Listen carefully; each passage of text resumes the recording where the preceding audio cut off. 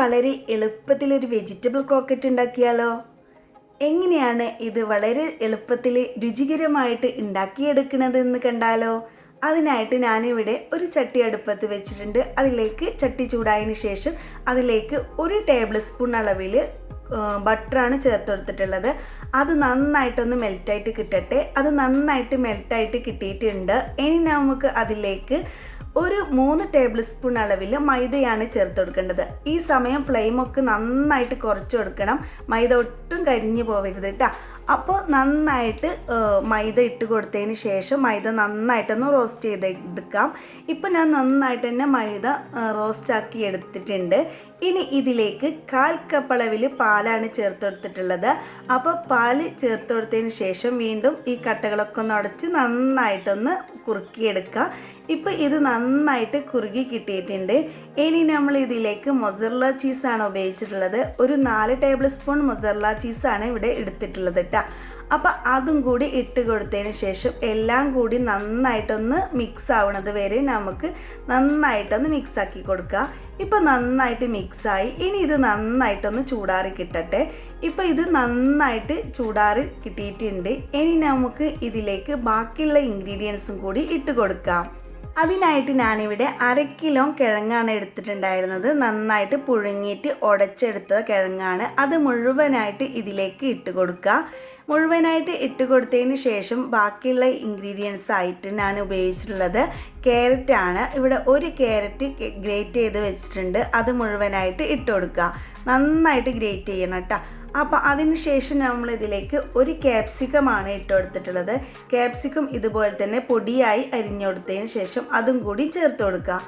ഇനി ഇതിലേക്ക് നമ്മൾ ചേർത്ത് കൊടുക്കുന്നത് മല്ലിച്ചപ്പാണ്. ഒരു 1/4 കപ്പ് അളവിൽ മല്ലിച്ചപ്പ് ഇട്ട് കൊടുക്കുക.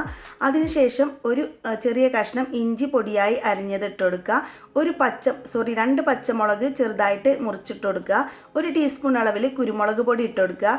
1 നാരങ്ങയുടെ നീര് ഒഴിച്ചു കൊടുക്കുക. അതിനുശേഷം അതിലേക്ക് 1 ടീസ്പൂൺ അളവിൽ സോയാ സോസും കൂടി ഒഴിച്ചു കൊടുത്തതിന് ശേഷം ഒരു 1/2 ടീസ്പൂൺ അളവിൽ ഉപ്പും കൂടി ചേർത്ത് കൊടുക്കുക.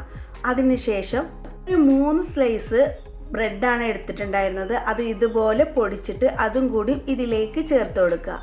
ഇനി ഇതെല്ലാം കൂടി നന്നായിട്ട് മിക്സ് ചെയ്ത് കൊടുക്കുക. നന്നായിട്ട് എല്ലാ ഭാഗത്തും ചീസും ബ്രെഡ് ക്രംസും അതുപോലെ വെജിറ്റബിളും എല്ലാം കൂടി നന്നായിട്ട് മിക്സ് ചെയ്തെടുക്കണം. ഇപ്പോൾ ഞാൻ നന്നായിട്ട് മിക്സ് ചെയ്തെടുത്തിട്ടുണ്ട്. ഇപ്പോൾ കണ്ടോ, അടിപൊളിയാക്കിയിട്ട് തന്നെ മിക്സ് ആക്കിയിട്ടില്ലേ. ഇനി നമ്മൾ ഇത് ഒരു ബൗളിലേക്ക് ഇട്ട് കൊടുക്കുന്നുണ്ട് കേട്ടോ. ഇപ്പോൾ ഞാനിതൊരു ബൗളിലേക്ക് ഇട്ട് കൊടുത്തതിന് ശേഷം ക്ലീൻ റാപ്പ് വെച്ചിട്ട് നന്നായിട്ട് ക്ലോസ് ചെയ്തിട്ടുണ്ട്. അല്ലെങ്കിൽ ഒരു അടപ്പ് വെച്ചിട്ട് ക്ലോസ് ചെയ്തിട്ട് 1/2 മണിക്കൂർ ഫ്രിഡ്ജിൽ വെക്കാം. ആ സമയം നമുക്ക് ഇതിലേക്ക് ബാക്കിയുള്ള ഇൻഗ്രീഡിയൻസും കൂടി റെഡിയാക്കാം. ഒരു 4 ടേബിൾ സ്പൂൺ അളവിൽ മൈദപ്പൊടിയും 2 ടേബിൾ സ്പൂൺ അളവിൽ കോൺഫ്ലവറും കൂടി നന്നായിട്ട് മിക്സ് ചെയ്തിട്ട് മാറ്റി വെക്കാം. ഇപ്പോൾ ഇത് നന്നായിട്ട് തന്നെ ഞാനിവിടെ മിക്സ് ചെയ്തെടുത്തിട്ടുണ്ട്. ഇനി നമുക്ക് ഇത് മാറ്റി വെച്ചതിന് ശേഷം ഇനി ഇതിലേക്ക് 2 കോഴിമുട്ട പൊട്ടിച്ചൊഴിച്ച് വെച്ചിട്ടുണ്ട്. പിന്നെ കുറച്ച് ബ്രെഡ് ക്രംസും കൂടി മാറ്റി വെച്ചിട്ടുണ്ട്. ഇനി നമുക്കിതാ നമ്മൾ എടുത്ത് വെച്ചിട്ടുള്ള കൂട്ട് നന്നായിട്ട് തന്നെ ഫ്രിഡ്ജിൽ സെറ്റാക്കി വെച്ചിട്ടുണ്ടായിരുന്നു. അത് എടുത്തതിന് ശേഷം ക്ലീൻ റാപ്പൊക്കെ ഒഴിവാക്കിയിട്ട് നമ്മൾ ഏത് ഷേപ്പിലാണോ ഉരുട്ടിയെടുക്കണമെന്ന് വെച്ചാൽ ആ രീതിയിൽ നമുക്ക് ഉണ്ടാക്കിയെടുക്കട്ടെ. പക്ഷേ ഈ ഒരു രീതിയിൽ ഞാൻ കാണിച്ചു തരാം. ഇതുപോലെ ഒരു ഉരുള വെച്ചിട്ട് കൈവെള്ളയിൽ വെച്ചിട്ട് ഇതുപോലെ പരത്തിയെടുക്കുന്ന ഒരു രീതിയാണ് ഇത് കേട്ടോ. ഇനി ഞാൻ ഇതിലും കുറച്ചും കൂടി എളുപ്പത്തിലൊരു രീതി കാണിച്ചു തരാം. അതിനായിട്ട് ഞാനിവിടെ ഇതുപോലെ ഉരുട്ടിയെടുക്കുന്നുണ്ട്. എത്ര വലുപ്പമാണ് വേണ്ടതെന്ന് നോക്കിയിട്ട് ആ ഒരു രീതിയിൽ ഒന്ന് ഉരുട്ടിയെടുക്കുക. അതിനുശേഷം നമ്മൾ എടുത്ത് വെച്ച മൈദ അതുപോലെ തന്നെ കോൺഫ്ലവറൊക്കെ മിക്സ് ചെയ്ത ആ കൂട്ടുണ്ടല്ലോ, ആ കൂട്ടിൽ നന്നായിട്ട് ഈ ഉരുള ഒന്ന് ഉരുട്ടിയെടുക്കുക. അതിനുശേഷം ഇതുപോലൊരു അടപ്പെടുത്തിട്ട് അതിലേക്ക് ഇതൊന്ന് അമർത്തി കൊടുക്കുക. അമർത്തി കൊടുത്തിട്ട് ഇങ്ങനെ കമഴ്ത്തി എടുക്കുമ്പോൾ കണ്ടോ, അടിപൊളിയായിട്ട് തന്നെ കിട്ടിയിട്ടില്ലേ.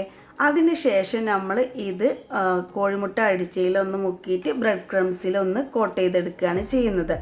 അപ്പോൾ നിങ്ങൾക്ക് ഏത് രീതിയിലാണ് ഉണ്ടാക്കിയെടുക്കാൻ എളുപ്പമെങ്കിൽ ആ ഒരു രീതിയിൽ ഉണ്ടാക്കിയെടുക്കുക. അടിപൊളി ടേസ്റ്റാണ്. തീർച്ചയായിട്ടും ഒരു വട്ടമെങ്കിലും ഉണ്ടാക്കി നോക്കട്ടോ.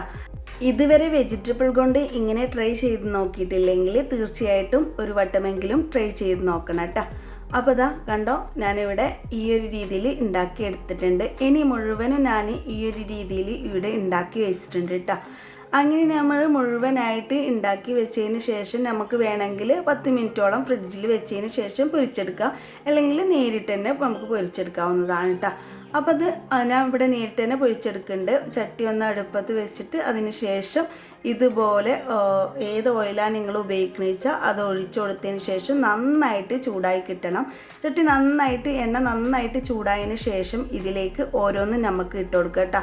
എപ്പോഴും ശ്രദ്ധിക്കുക, ഹൈ ഫ്ലെയിമിലുള്ള സമയത്ത് തന്നെ നമ്മൾ ഇത് ഓരോന്നും ഇട്ട് കൊടുക്കുക. അതിന് ശേഷം ഫ്ലെയിം ഒരു മീഡിയം ടു ലോയിലാക്കിയതിന് ശേഷം നമുക്ക് ഇത് കുക്കാക്കി എടുക്കാം. ഒരു ഭാഗം നന്നായിട്ട് കുക്കായതിന് ശേഷം മാത്രം മറിച്ചിട്ട് കൊടുക്കുക കേട്ടോ. അപ്പോൾ ഇതാ ഒരു ഭാഗം നന്നായിട്ട് ഗോൾഡൻ ബ്രൗൺ കളർ ആയിട്ടുണ്ട്. അതിന് ശേഷം ഞാനിവിടെ ആ ഭാഗം ഒന്ന് മറിച്ചിട്ട് കൊടുക്കുന്നുണ്ട് കേട്ടോ. അടിപൊളി ടേസ്റ്റോട് കൂടിയുള്ള ക്രോക്കറ്റാണിത്. എന്തായാലും ട്രൈ ചെയ്ത് നോക്കണം കേട്ടോ. അപ്പം ഞാനിതാ ഇവിടെ അത് മുഴുവനായിട്ട് വറുത്ത് കോരിയിട്ടുണ്ട്. എപ്പോഴും നോമ്പ് തുറക്കാൻ നേരിട്ട് ചുട്ടെടുക്കണാവും ഏറ്റവും നല്ലത് കേട്ടോ. അപ്പോൾ നല്ല ചൂടോടുക്കനെ കിട്ടും ചെയ്യും, നല്ല ചീസൊക്കെ ഉള്ളതല്ലേ. അപ്പോൾ അടിപൊളിയാണ്. എല്ലാവരും ഒന്ന് ട്രൈ ചെയ്ത് നോക്കണം. ട്രൈ ചെയ്ത് നോക്കിയിട്ട് നിങ്ങൾക്ക് ഇഷ്ടപ്പെടുകയാണെങ്കിൽ സബ്സ്ക്രൈബ് ചെയ്യാനും ലൈക്ക് ചെയ്യാനും ഷെയർ ചെയ്യാനും മറക്കരുത്. ഇതുപോലുള്ള വെറൈറ്റി വീഡിയോയുമായി വീണ്ടും കാണാം.